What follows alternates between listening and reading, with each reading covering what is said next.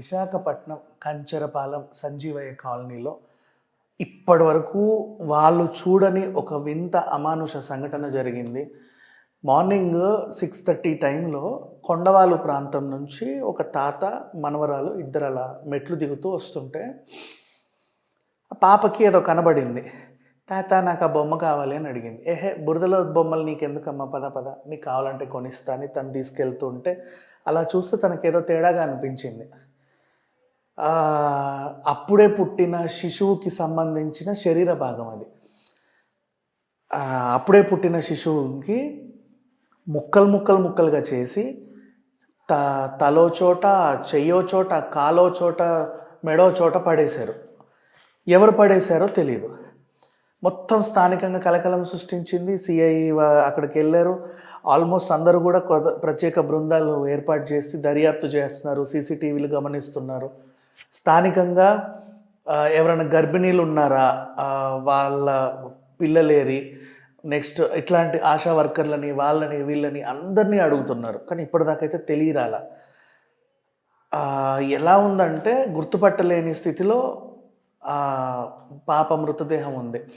Next కొంతమంది ఏం చెప్పారంటే అర్ధరాత్రి ఇక్కడ కుక్కలు అరిచాయండి చాలా, అదే పని కుక్కలు అరుస్తాను, మేబీ ఆ టైంలో ఇదేమైనా జరుగు ఉండొచ్చు అని చెప్పి కొంతమంది అన్నారు. పాపం కుక్కలకు కూడా తెలిసింది, చూసావా ఏదో జరుగుతుంది అని చెప్పేసి. ఎంత విశ్వాసం గల జంతువులండి. ఆ టైంలో ఏదో అర్ధరాత్రి మరి అక్కడ వాళ్ళు వచ్చి చేశారా, లేకపోతే బయట నుంచి ఎవరన్నా వచ్చి అక్కడ పడేసి వెళ్ళారా తెలియదు. ఇక్కడ విషయం ఏంటంటే ఈ మధ్యకాలంలో గత కొన్ని సంవత్సరాల నుంచి క్రైమ్ జరిగింది అంటే చాలు మనిషిని చంపేయడమే ఇంతకుముందు చూసాం. కొన్ని సంవత్సరాల నుంచి ఏం చూస్తున్నామంటే క్రైమ్ జరిగింది, మనిషిని చంపేశారు, చంపిన తర్వాత ముక్కలుగా కోసి ఫ్రిడ్జ్లో పెడుతున్నారు, కుక్కర్లలో ఉడికిస్తున్నారు, అక్కడో పాటు ఆ ఊర్లో ఈ పాటు ఇక్కడో పాటు వేస్తున్నారు. ఇలాంటి క్రైమ్లు ఎక్కువ చూస్తున్నాం. సరే పోనీ అదంటారా, ఏదో హత్యలు వాళ్ళ కారణాలు, మనం ఆల్రెడీ పోలీస్ స్టేషన్ చుట్టూ తిరుగుతారు, కోర్టులలో వాళ్ళ కేసులు నడుస్తూ ఉంటాయి, ఆ క్రైమ్ స్టోరీలు మాట్లాడుకుంటాం, తర్వాత వదిలేస్తాం.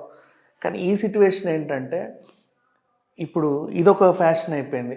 పిల్లల్ని కన్న తర్వాత వదిలేస్తారు కదా చెత్త కొండిలో, అక్కడో ఇక్కడో మనకు వద్దు అనుకున్నప్పుడు.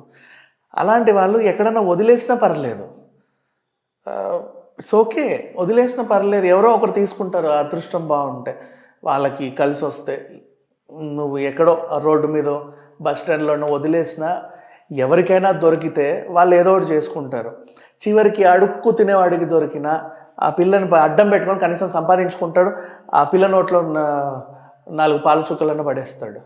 అలా కాకుండా ముక్కలుగా కట్ చేసి అటో తల, ఇటు మొండెం, ఇటు చేతులు, అటు కాళ్ళు అలా విసిరేస్తే ఇంత పాప.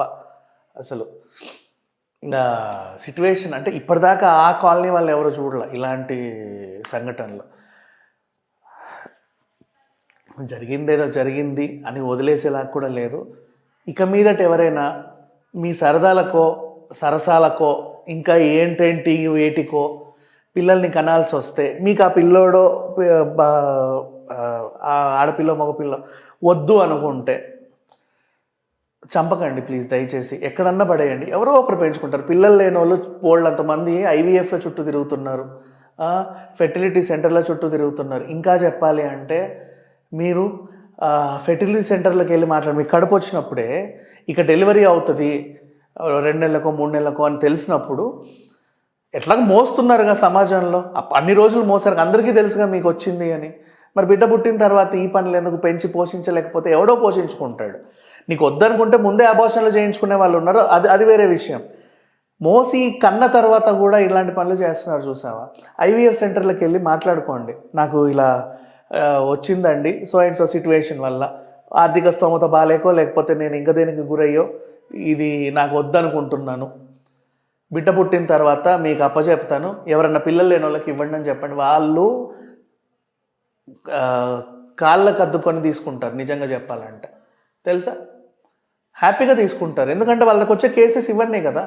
పిల్లలు పుట్టడం కోసం వాళ్ళకి లక్షల లక్షల డబ్బులు ఇచ్చి వెళ్తారు. అలాంటిది నీకు పిల్లోడినే ఇస్తాము అప్పుడే పుట్టిన పిల్లోడిని అంటే ఎన్ని లక్షలు కనీసం అమ్ముకుంటారు. అమ్ముకున్నా నష్టం లేదు, బతుకుతారు కదా.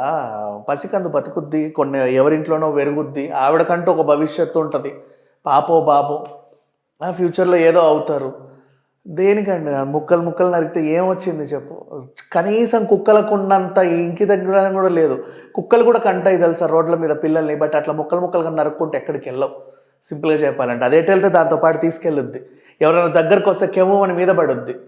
దానికి ఏమైనా ఉద్యోగం ఉంటుందా? కుక్కలకి ఉండదు కదా, ఉద్యోగం ఉండదు, వ్యాపారాలు ఉండవు, ఆ వ్యాపారాలు చేసుకోవు, ఉద్యోగాలు ఉండవు.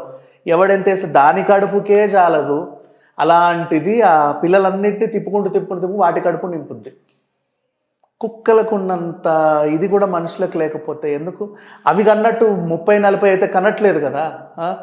ఒక్క బిడ్డ, జస్ట్ ఒక పాప తీసుకెళ్ళి ముక్కలు నరికేసి సంజీవయ్య పార్క్, సంజీవయ్య కాలనీలో ఆ కొండవాళ్ళ దగ్గర పడేశారు. ఏమొచ్చింది?